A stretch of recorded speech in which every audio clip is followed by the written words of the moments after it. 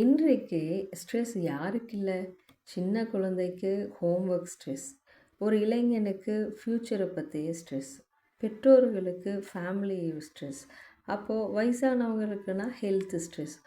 ஆனால் உண்மை என்னென்னா, ஸ்ட்ரெஸ் நம்ம வாழ்க்கையிலிருந்து வரல, நம்ம மனசில் இருந்து தான் வருது.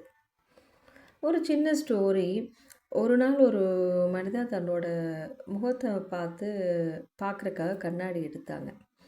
கண்ணாடி எடுத்து கண்ணாடியில் பார்க்கும்போது கண்ணாடி ஃபுல்லாக தூசாக இருக்குது. அதை பார்த்துட்டு கண்ணாடி திட்டினாங்க. என்னது எல்லாமே மங்கலாக தெரியுது அப்படின்னு சொல்லி திட்டினார்.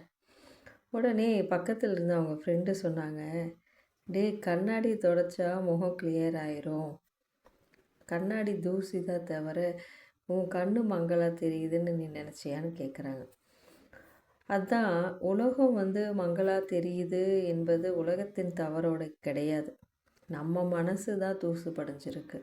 நம்ம மனசில் இருக்க தூசை நம்ம அகற்றினாலே போதும், கண்டிப்பாக வாழ்க்கையோட பாதை தெளிவாயிடும்.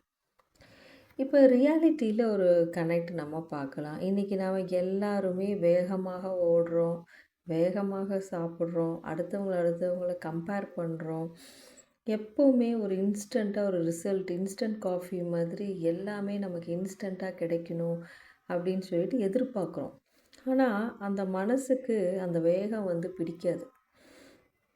மனசுக்கு அந்த வேகம் கண்டிப்பாக பிடிக்காது.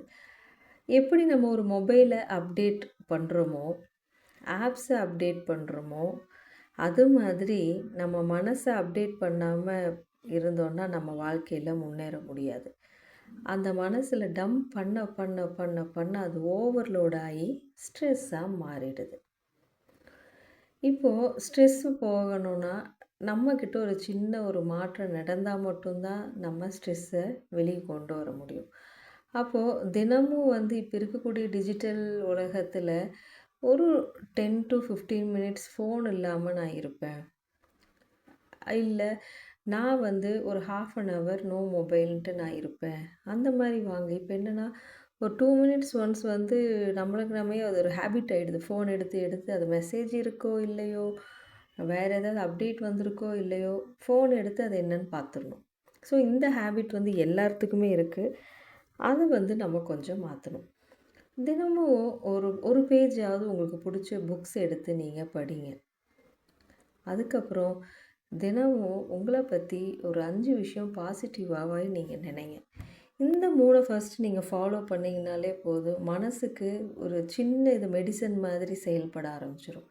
மாத்திரை போட்டால் ஃபீவர் சரியாகுது, அது மாதிரி இந்த 3 விஷயத்தை நீங்கள் ஸ்டார்ட் பண்ணால் இந்த மெடிசின் ஒரு பெரிய முன்னேற்றத்தை கொடுக்கும். இப்போது வாழ்க்கை உங்களை ப்ரெஷர் கொடுக்குது அப்படின்னு நினைக்கிறீங்க. ஆனால் அது கிடையாது, அது ரொம்ப தப்பு. நீங்கள் தான் வாழ்க்கையை உள்ளே இழுத்துட்டீங்க உங்கள் மனசுக்குள்ளே. சில நேரம் விட்டுறது தான் வெற்றி, நிறுத்துறது தோல்வியே இல்லை, அது சுய பராமரிப்பு. இன்றைக்கு இதை மட்டும் நீங்கள் நினச்சிக்கோங்க. நீங்கள் ஓட வேண்டிய அவசியம் கிடையவே கிடையாது. உங்களாக இருக்கிறது மட்டும் போதும். நீங்களாக இருந்து ஹாப்பியாக போனாலே போதும், எல்லாமே ஹாப்பியாக மாறிடும்.